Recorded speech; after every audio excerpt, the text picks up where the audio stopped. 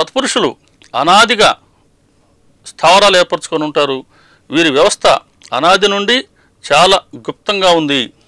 సత్పురుషులు సమయానికి అనుకూలంగా, అవసరాలకు అనుగుణంగా తమకు నచ్చిన ప్రదేశాలలో అవతరిస్తారు, తమ కార్యాలను సాధించుకుంటారు. ఇలా వీరు పరస్పరం అభిన్నులు. కాబట్టి భగవంతుడే ఆయా ప్రదేశాలలో తమకు నచ్చిన రూపాలతో అవతరిస్తూ ఉంటారు. వారి కార్యం ఏంటి? ధర్మ సంస్థాపన. ఇదే కృష్ణుడు చెప్పింది, ధర్మ సంస్థాపనార్థాయ సంభవామి యుగే యుగే. కాబట్టి భగవంతుడు సత్పురుషులుగా, సద్గురువులుగా అవతరిస్తూ ఉన్నారు. వారికి నచ్చిన ప్రదేశాలలో వారికి నచ్చిన శరీరంతో అవతరించారు. వారి కార్యాన్ని వారు సాధిస్తూ ఉంటారు. దేశ కాల వస్తువులు వేరుగా ఉన్నా వీరు మాత్రం ఒకరి మనోగతాన్ని ఒకరు స్పష్టంగా, సంపూర్ణంగా అవగాహన చేసుకుంటారు.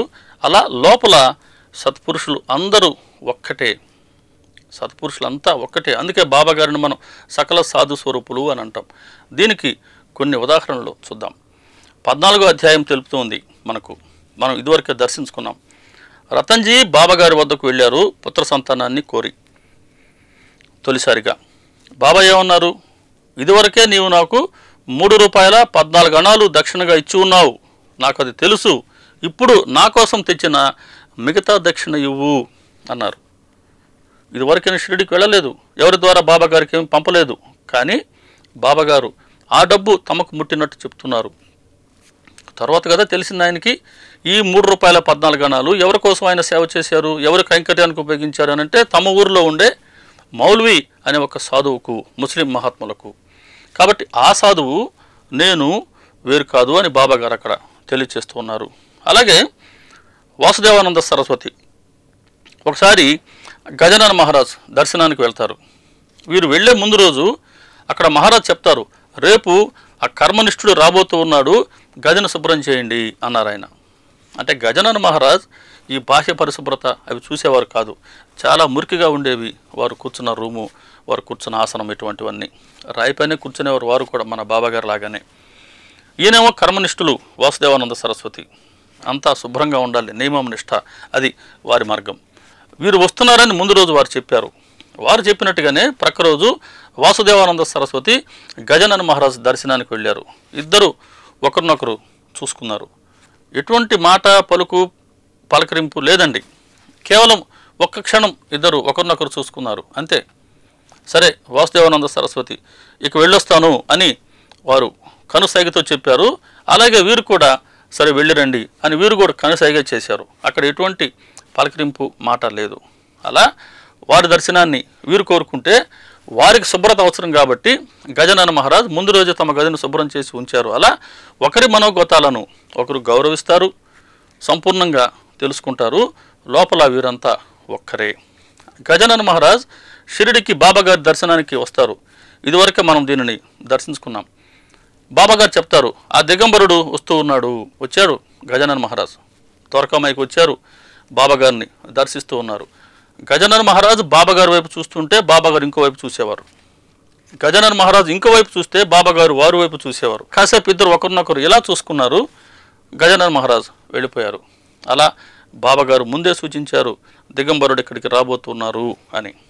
అలాగే అక్కలకోట మహారాజ్ భక్తుడు బాయిజీ అక్కలకోట వెళ్ళాలి అనుకున్నారు. ఆయన ప్రయాణానికి 2 రోజుల ముందు అక్కలకోట మహారాజ్ దర్శనమిచ్చి, ఇప్పుడు మా స్థానం షిరిడిలో, నువ్వు షిరిడికి వెళ్ళు అన్నారు.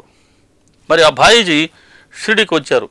వారు షిరిడికి రాగానే బాబా అంటారు, అక్కలకోటకు ఇప్పుడు ఎందుకు వెళ్ళాలి? అక్కడ ఎవరు ఉన్నారో వారు ఇప్పుడు ఇక్కడే ఉన్నారు, అది నేనే.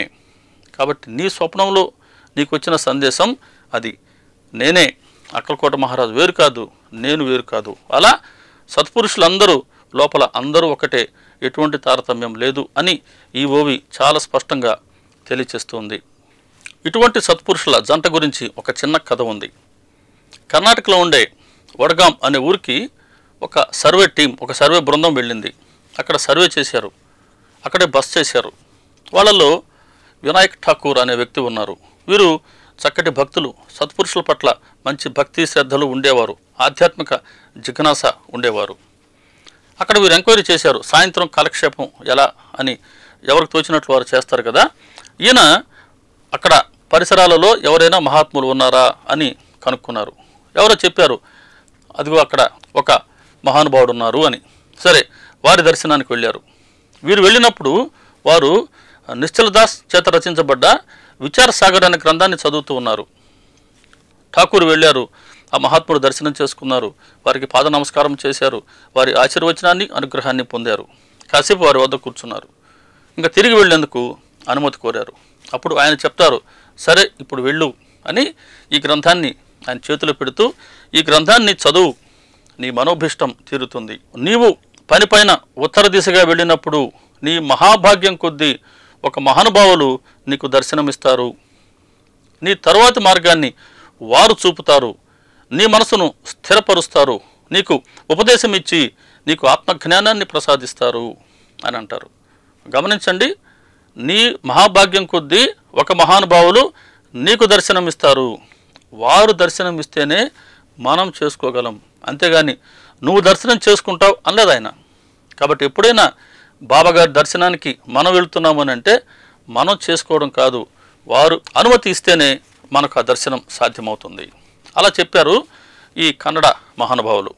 సరే, సంతోషంగా సర్వేరు వచ్చేసారు. తర్వాత వారికి జున్నార్ అనే ఊరికి బదిలీ అయింది. ఈ జున్నార్కి వెళ్ళే మార్గంలో నాణెక్ ఘాట్ అని ఒక కొండ ఉంది. దానిని ఎక్కాలి దిగాలి, నడిచి వెళ్ళేందుకు సాధ్యపడలేదు. అప్పట్లో ఉన్నవి ఎనుబోతు, గుర్రం లాంటి సాధనాలు ఉన్నాయి. ఈయన చిన్న ఆఫీసర్ కాబట్టి ఈయనకి ఎనుబోతుని ఏర్పాటు చేశారు. ఎనుబోతు పైన సవారీ ఒక జీన్ ఏర్పాటు చేసుకున్నాడు. ఆ ఎనుబోతు పైనే ఈయన ప్రయాణం చేశారు.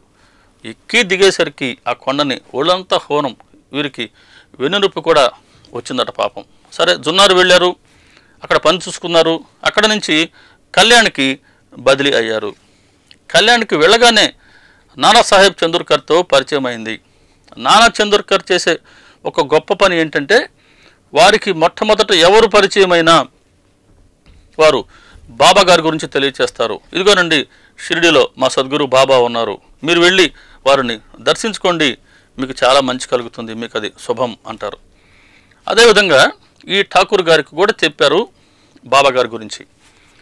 రండి దర్శనానికి వెళ్దాం అని చెప్పారు. ప్రక్క రోజు చంద్రకర్ రెడీ అయ్యారు, వచ్చి సార్ రండి షిరిడి వెళ్దాం అంటారు.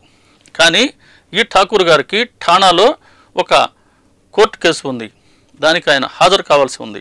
అదే మాట చెప్తారు ఆయన, అయ్యా నేను నీతో రావాలి అని అంటే అక్కడ కోర్టు కేసు ఉంది కదా, నేను కేసుకు వెళ్తాలేండి, తర్వాత నేను షిరిడి వస్తాను అని అంటే చంద్రకర్ చెప్తారు, అయ్యా మీకు బాబాగారి దర్శనం చేసుకోవాలి అనే కోరిక ఉందా, విఘ్నాలన్నింటినీ బాబాగారే తొలగిస్తారు, ఆ కేసు సంగతి బాబాగారు చూసుకుంటారు, మీరు షిరిడికి రండి.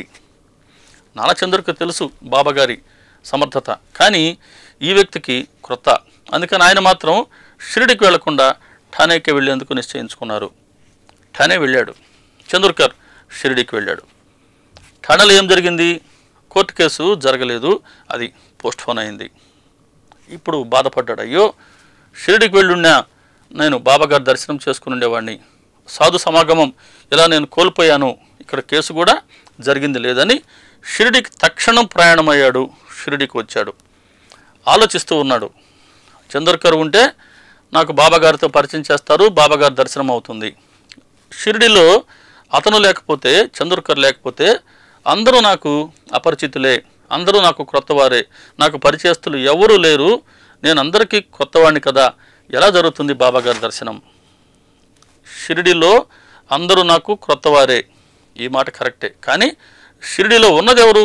షిరిడిలో సాయిబాబా ఉన్నారు, వారికి పరిచయస్తులు కాని వారెవరు?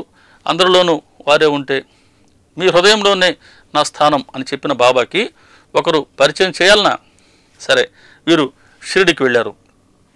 అనుకోకుండా క్రొత్త స్నేహితులు కనిపించారు, వీరిని బాబాగారు వద్దకు తీసుకువెళ్ళారు. చంద్రకర్ అప్పటికే బాబాగారిని దర్శనం చేసుకొని తిరిగి వెళ్ళిపోయారు, చంద్రకర్ లేరు. కాబట్టి ఈ మిత్రుల ద్వారా బాబాగారి దర్శనం అయింది. బాబాగారి దర్శనం కాగానే వీరు ఆనందించారు. బాబాగారి పాదాల చెంత వీరి మనసు లగ్నమైంది, సాష్టాంగ ప్రణామం చేశారు. వీరి కళ్ళగుండా ప్రేమాశ్రువులు స్రవిస్తూ ఉన్నాయి, మనసు స్థిరపడింది. ఇప్పుడు బాబాగారు చెప్తున్నారు, కన్నడ అప్ప చెప్పినట్లు ఎనుబోతుపై కొండను ఎక్కి దిగినట్లు అటువంటి సులభ సాధనాలు ఇక్కడ ఏమీ లేవు నాన్న, శరీరాన్ని అరగదీక తప్పదు. బాబాగారి ప్రత్యేకమైన శైలండి. ఎవరు తమ వద్దకు వచ్చినా వారి మొట్టమొదటి పని తమ పట్ల విశ్వాసాన్ని ఏర్పరుస్తారు. కన్నడప్ప చెప్పాడు అక్కడ నీకు, కన్నడ అప్ప అన్నారు బాబా, అంటే కన్నడ మహానుభావుడు అని, అప్ప అంటే తండ్రి అని.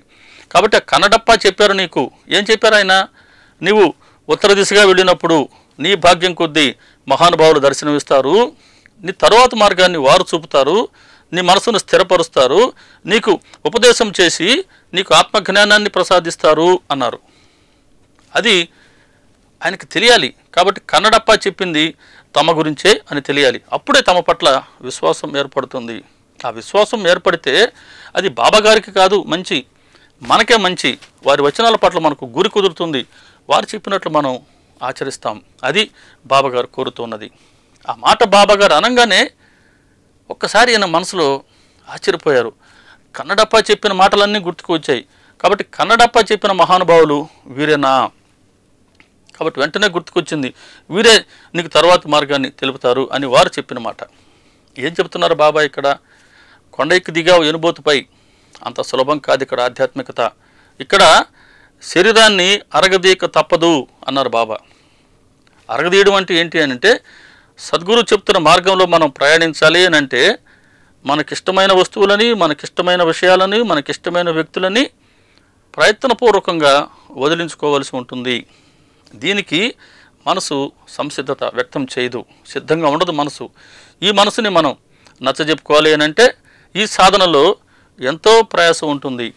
దీన్ని చెప్తున్నారు బాబా. ఇలా ఆధ్యాత్మికతలో ఎంతో శ్రమ ఉంది, ఆయన చెప్పినంత సులభం కాదు అని బాబాగారు తెలియజేశారు. వెంటనే వీరికి కన్నడప్ప మాటలు గుర్తుకొచ్చి వెంటనే బాబాగారి పాదాలపై పడతారు. బాబా నన్ను కరుణించండి, నా మహాత్ములు మీరే, నాకు తర్వాత మార్గాన్ని మీరే చెప్పండి.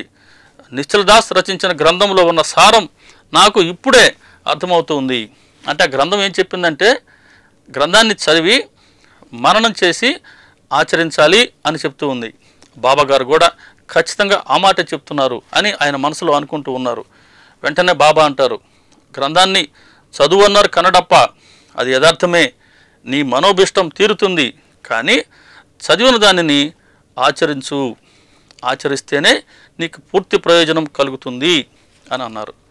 చూడండి, కన్నడప్ప చెప్పినట్టుగా ముందు బాబాగారు వీరికి పరిచయం అయ్యారు. పరిచయం అయిన తరువాత మార్గాన్ని బాబా చూపుతున్నారు. బాబా చూపిన మార్గం ఏంటి? శ్రవణం చేశావు, మననం చేయి, మననం తరువాత ఆచరిస్తేనే నిధిధ్యాస, అప్పుడే నీకు ఆత్మజ్ఞానం ప్రకటమవుతుంది.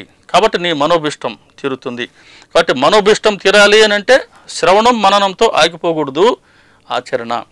ఈ ఆచరణే మనకు భగవత్ ప్రాప్తిని కలిగిస్తుంది. ఇదే బాబాగారు తెలియచేయడం జరిగింది. గ్రంథాలు చదువుతాం, కానీ అందులో ఉన్న విషయం, అందులో చెప్పిన సారం మనం గ్రహించాలి అని అంటే అది గురుకృపతోనే సాధ్యం. గురుకృప లేకుండా గ్రంథ పఠనం వ్యర్థం. అలాగే ప్రత్యక్ష జ్ఞానం కలగకపోతే పుస్తకాల పఠనం వ్యర్థం. ఎలా గురుకృపతో ఇటువంటి జ్ఞానాన్ని పొందవచ్చో రేపటి కార్యక్రమంలో దర్శించుకుందాం.